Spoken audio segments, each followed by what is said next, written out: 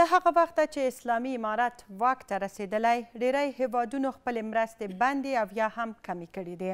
که څه هم سرپرست حکومت تر دې دمه هیڅ کوم هیواد په رسمیت نه دی پیژندلی او ډېر هیوادونه ورسره مستقیمې اړیکې هم نه لري، خو امریکا یو له هغو هیوادونو دی چې له افغانستان سره یې تر ټولو زیاتې بشري مرستې کړي دي.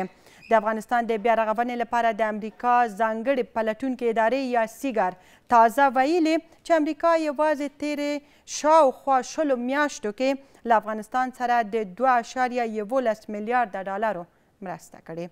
سلامونه د مهراق خپرونې ته ښه راغلاست.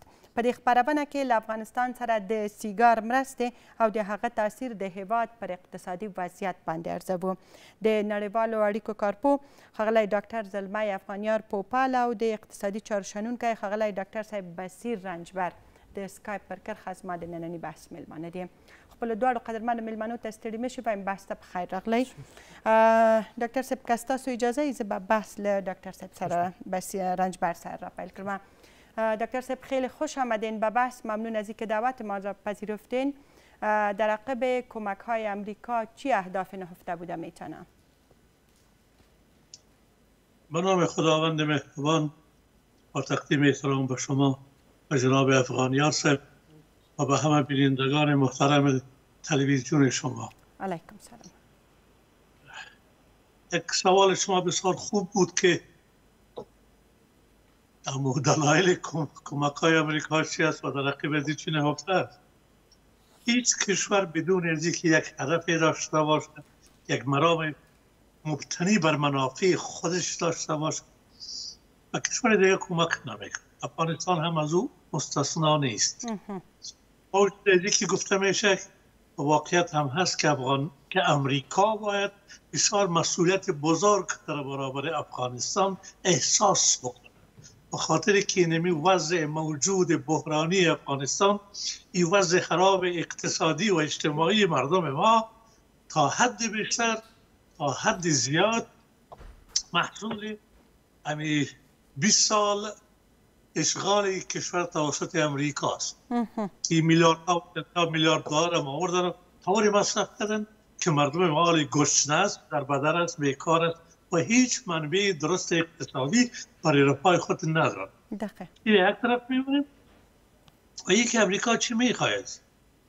ما قسم در این شرایط به یک مشکلی مواجه شدیم که امریکا از یک طرف تحریم های بزرگ سر کشور ما وضع کرده، از نگاه اقتصادی که میگم دیگه تحریم های دیگه هم هست، چند میلیارد دارایی بانک مرکزی ما را منجمد ساخته و طوری که خودش میخواه یکان دفعه تصمیم میگیره در موردش. همچنین تحریمات بانکی دیگه هست، از سویفت ما را محروم ساخته که او یک مشکل بزرگ است. سکتور خصوصی ما و سکتور دولتی ما با مشکل بانکی، مشکل مالی بزرگ، در نتیجه امی تحریم ها مواجه شد. در پالویز یک سال کمک ها هم میکنه که حالا قسمی که سیگر گفته در حدود 2 میلیارد یا 2.11 میلیارد کمکش که من دقیق نمیفهمم که چطور آمده و در کجا مصرف شد. اگر تو حدس بزنیم که دلارایی که در هر هفته یا در هر 10 روز در وقتهای اولش آمده و با 32 میلیارد و باز آخرات 40 میلیارد بود که می آمد و مقداری از او هم یقینا از 2 میلیارد بیشتر شده، یعنی حدودی که گفته می باشه. منبع از او هم به درستی نمیگن که از کجا هست، میگن که از طریق ملل متحد، نه مگر که اصلا دونر کی هست. آیا اون کشورهایی که قبلا تعهد کرده بودن و پولهای از اونا در یک صندوق مخصوص بانک جهانی و نام صندوق بازسازی افغانستان دوج است، از او جمعه؟ آیا اینمی چیزایی که آل امریکا میگه خودش امریکا به صورت جداگانه ای را میپردازه، آیا کدام منبع دیگه داره؟ اول به درستی ایره نگفتن، دو حدسیار زده شده گفته شد. در عین حال مصرف ازی هم درستشان داده نشد. این آمریکا در افغانستان همی 40 میلیارد دلاری که میگن در هر هفته یا در هر 10 روز، ببخشید 40 میلیون. بله 40 میلیون. و این که به صورت اسکناسا یا بانکنوت های نقد هست که بسیار تأثیر گذار هست در امو سیالیت پولی در داخل کشور، در عرضه اسعار داخل کشور یک پرنسیپی بسیار ساده اقتصادی هست که بسیاری از معادلات ما روی استوار که او مسئله عرضه و تقاضا هست، مخصوصا در جامعه آزاد، به جامعه که ما بر اساس پرنسیپ مارکت آزاد بنا کرده باشیم. عرضه و تقاضا نقش اساسی خود داره. در مورد اسعار هم وقتی که عرضه اسعار در بازار کم شود، تقاضا برش زیاد باشه، قیمتش به شدت بالا میره و اسعار داخلی در مقابل از او پولهای داخلی ارزش خود میبازه. حفظ ارزش افغانی در داخل بازار تا اندازه زیاد مرهون امی دلارای نقد است که هفته‌وار یا در ماه 2 دفعه به کشور ما وارد میشه و در بازار پمپ میشه. البته از طریق بانک مرکزی ما میگن که نمیشه، این میره به بانک بین المللی افغانستان و AIB که برش میگن و از اون طریق که تا بادر ما هم به صفت کسی که تعقیب میکنم این مسائل علاقمند هستم درست نیافتیم طور اونا مصرف میکنن، میگن که در پروژه و در کپای دیگه و کمکای بشری و دیگه، ولی شعبتهای عام صورت میگیره. به دستی که صورت میگیره، در کجا صورت میگیره، به چه مبلغ، بله. کدام هدف. دکتر صاحب، بله، په بخښنې سره د دغه ټول موارد ترڅنګ اصلي پوښتنه هم دا ده چې امریکا ولې په دغه شرایطو کې په دومره اندازه 20 میاشتې کېږي د اسلامي امارت له حاکمیت نه تر اوسه یې 2.11 میلیارده ډالر مرسته کړې. تاسو ته عرض وکړم چې امریکا خود یو مسؤلیت احساس هم کوي، باید وکړي، یو وجداني مسؤلیت لري په کې د خپلو ګټو په اساس دی غواړي چې هغه لازم تعامل د موږ اوسني حاکمیت سره ولري. دغه خپل ډېر مواضیع ته لاس ورکړه، د محاسبه بل شوه په قرارداد د دوحې کې په نورو کې چې هغه بیل بحثه کوم وخت کې تاسو وخت درلود په هغه به مفصله وغږیږو انشاءالله. بل پلان هغه پلانونه عملي نه شول. طالبان چې په قدرت ساده دلته د هغه ډېر توقعات د هغوی ونه منل، دوی مستقل سیاست اعلان کړ او دوی وغوښتل چې ټوله دنیا سره دوستانه روابط ولري.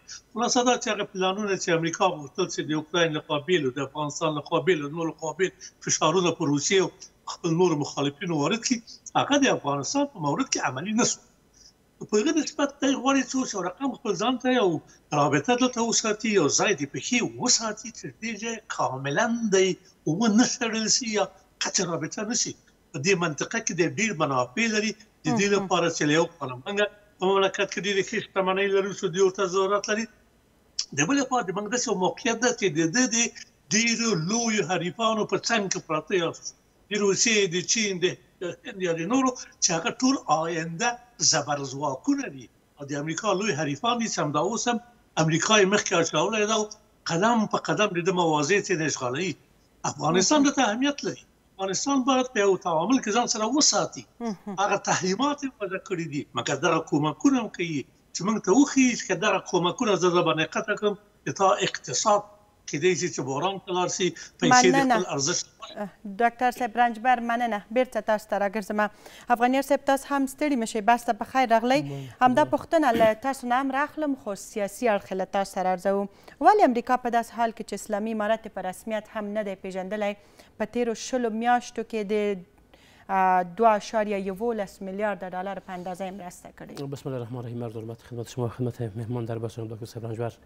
یک سلام میخوایم داشته باشم به خدمت ملت افغانستان در هر گوشه از جهان هستی که کسان آرام و صحتمند باشند، همراه اعضای فامیل محترمشان.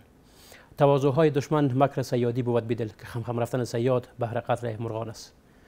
تقابل سیاسی تعریف منافع مطرح بحث است.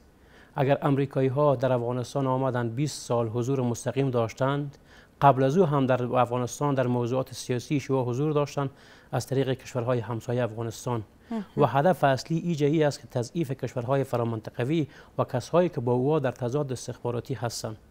کشورهای فرامنطقوی اگر امروز هم او میان اعلام میکنند که ما به افغانستان در ظرف 20 ماه گذشته 2.11 میلیارد دلار ما کمک کردین، آیا در زندگی ملت افغانستان کدام تغییر آمد؟ روز اولی که جمهوریت رفت و امارت آمد، سازمان ملل جامعه جهانی همین خارجی ها اعلام کردند که در افغانستان 18 میلیون با فقر مواجه هست. حال اعلام میکنن که 28 میلیون شد. یعنی بیشتر از 90% ملت افغانستان با فقر مواجه هست. با وجود کمک ها. بله. از او فراتر کاش که سیگار یک گزارش دیگه هم میداد که وقتی که جا 20 سال یا حضور داشتند 2.3 تریلیون دلار مصرف کردند که بر از او چند افغانستان دیگه ساخته میشد. او پیسه ها کجا شد؟ آیا همو پیسه ها مثل می پیسه هاست روی کاغذ است یا که یک لیست مشخص بر افغانستان ارائه میکرد که نمی را از طریق کمک های مستقیم و به کدام بخش و کدام نهاد شد؟ آیا سر دسترخوان مردم افغانستان کدام تغییر آمد؟ کدام زیر ساخت‌سازی در افغانستان شد؟ در طول 20 سال کدام ممو پروژه زیربنایی را یا اجرا کردند که وابستگی های اقتصادی ما از کشورهای منطقه و فرامنطقوی کم شود؟ اگر امروز او با حکومت فعلی هفته‌وار 40 میلیون دلار میدن، آیا به اساس گزارش ها روزانه 40 میلیون دلار به کشورهای همسایه ما نمیدن؟ وقتی که میگن افغانستان مهاجر داره، 6 میلیون مهاجر ما در پنجابستان هست و 4 میلیون هم در ایرانستان، فی هر مهاجر او 4 دلار پیسه میگیرن. 6 و 4 10 میلیون میشه. 10 میلیون شما ضرب 4 دلار بکنین، روزانه ای دو کشور همسایه از آدرس خونبه‌های مردم افغانستان روز 40 میلیون دلار میگیرن. آیا اینا در قبال افغانستان سیاست واقع‌بینانه دارن؟ آیا اینا میخوان که در افغانستان جنگ ها از بین بره؟ پس همون کمک ها را چی مستقیم و چی غیر مستقیم چرا به ملت افغانستان نمیرسونه؟ ایره حاکمیتی که در حاکمیت هست امروز از شمال تا به جنوب تا از شرق تا به غرب تحت حاکمیتش هست و این ملت با فقر مواجه هست به اساس فشارهای سیستماتیک شما به خاطر تقسیم قدرت سیاسی فیما بین مهره‌های نشانده شما. امروز ملت فقر احساس میکنه. بله افغانی صاحب، مسئله دیگه که مطرح میشه ای است که چقدر حکومت مسئولیت داره در قبال کمک ها. در گذشته اگه پرسان نمیشد در ابتدا در رابطه با می کمک های بشری گفته میشد که این کمک ها به امارت اسلامی داده نخواهد شد. تازه رئیس سیگار ادعا کرده که امارت اسلامی دست درازی میکنه در پول ها و از راه های مختلفی پول ها را به مصرف میرسونه. ببینید آمریکایی ها، فرانسوی ها، انگلیسی ها، پاکستانی ها، ایرانی ها همه از یا به اساس تطبیق عمق استراتژیک منافع سیاسیشون در افغانستان برنامه دارن. آیا در امریکا فقیر موجود نیست؟ در کشورهای اروپایی فقیر موجود نیست؟ او آیا کدام نقطه نظر به ما و شما دل میسوزانند که بر ما پیسه کمک میکنن؟ خب مشخص هست، به خاطر برنامه‌های سیاسیشون هست. چطور شد زمانی که نشست دوحه میشه اوج یک پاکستانی کتاب نوشته میکنه و در اون میایه واقعیت‌های عینی افغانستان مطرح بحث میسازه. نشست دوشنبه صورت میگیره، تامویس اکتیو میشه، شاگرد خلیلزاد باز امرای سیاسیون میبینه. نشست ترکیه مطرح بحث میشه، اعصاب سازی در خارج از افغانستان جور میشه.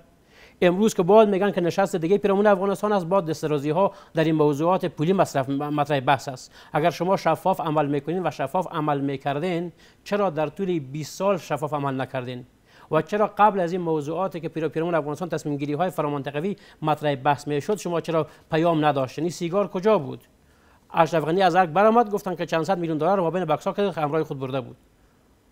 باز بعد از چند مدت گفت نه یادم پاک آدم بود، کدام مشکل نبود. تمام این موضوعات ماهیچه‌سواری سیاسی هست، از آن عامه داخلی و بین‌المللی را به اون طرف معطوف می‌دارن که از افغانستان توجه جهان به یک طرف دیگه بره و از طرف آمریکایی‌ها خودشان انتخابات درون حزبی خود دارن. وقتی که بر ما میگن حکومت همه شمول بر شما میخواهین، آیا خودشان در حاکمیت خود تطبیق کرده تانستن؟ امروز خواهم ترامپ رئیس جمهور قبلیشان، اوباما که از او قبلتر بود، بوش پدر بوش پسر، هر کدام دیگه‌اش به تکروی محکوم نمی‌کردن. امروز چطور شد اوها میرن میشینن پیرامون افغانستان صحبت میکنن همراه پاکستانی، میرن صحبت میکنن همراه ایرانستانی.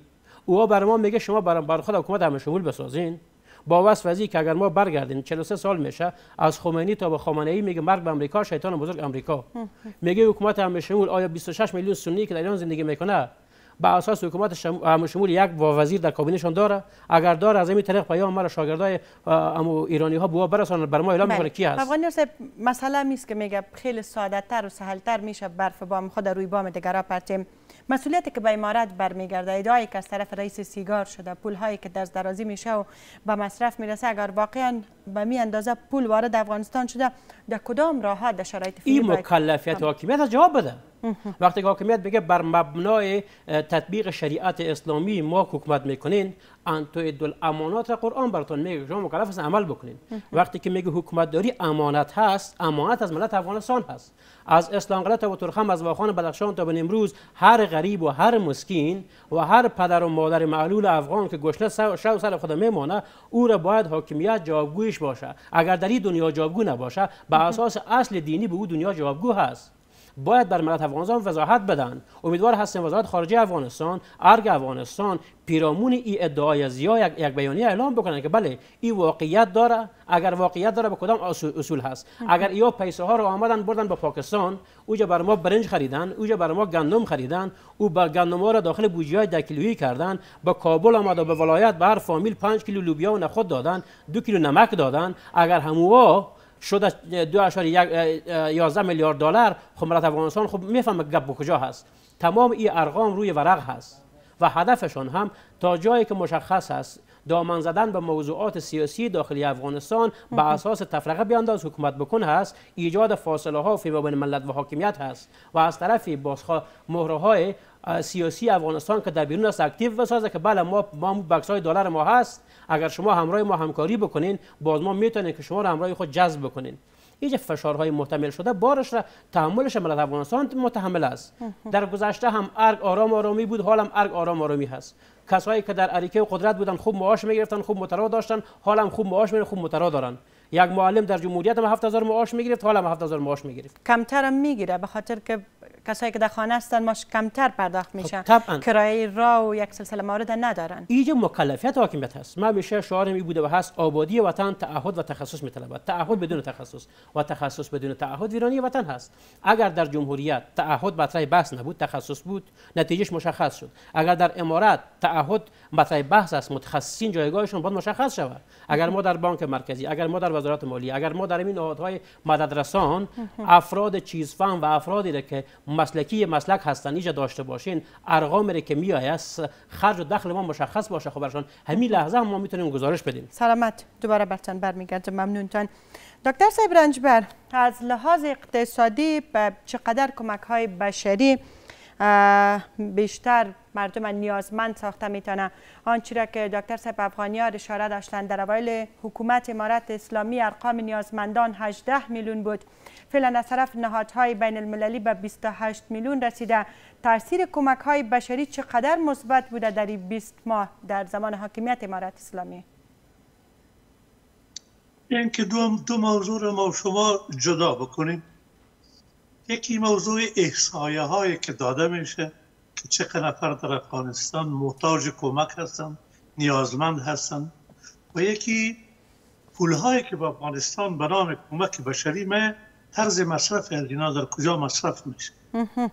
اول همین کمک های بشری هیچ وقت برای رفع نیازمندی های اقتصادی اساسی نیست، برای نیازمندی های زنده ماندن مردم افغانستان که چطور مردم از گشنگی نمورن، چطور دست سرما اینا رو یخ نزنه، یعنی و چطور بر اینا بعضی از کمک های بهداشتی و صحی برسن. یکی اقتصاد چطور تغییر بکنه، چطور شغل ایجاد شود، چطور منابع درآمد ایجاد شود، این کمک های بشری به او اهداف نمی باشه. این برای رفع ضرورت های مقطعی و آنی هست. کمک هایی که برای اقتصاد میشه و ما را از حالت باید بکشه و کمک های پروژه‌ای است که برای ساختن زیربنا باید صورت بگیره، برای ایجاد شغل و دیگر. یک طرف موضوع است. دومی که همین پول ها را کی میده، چطور میاد، کی مصرف میکنه، همین مقداری که گفته میشه. من برای شما عرض بکنم که به یک دام روزی به یک تعداد مردم مثل یک گوی شیری تبدیل شده. اونمو تو که در وقت اشغال افغانستان توسط امریکا میلیاردها دلار، صدها میلیارد دلار افغانستان آمد و نتایجش همون شد که ما یک کشور از هر لحاظ با بحران رفته و میراث گذاشتیم، باقی گذاشتیم از خود. این پول ها هدف مصرف نشد. این برای ثروتمند شدن یک تعداد، برای سوء استفاده ها و دیگه به او راه ها رفت. ما این تجربه را داریم. آلی پولا که برای ما هیچ وقت یک حساب دقیق دادن نشده که این پول چطور و در کجا مصرف شد.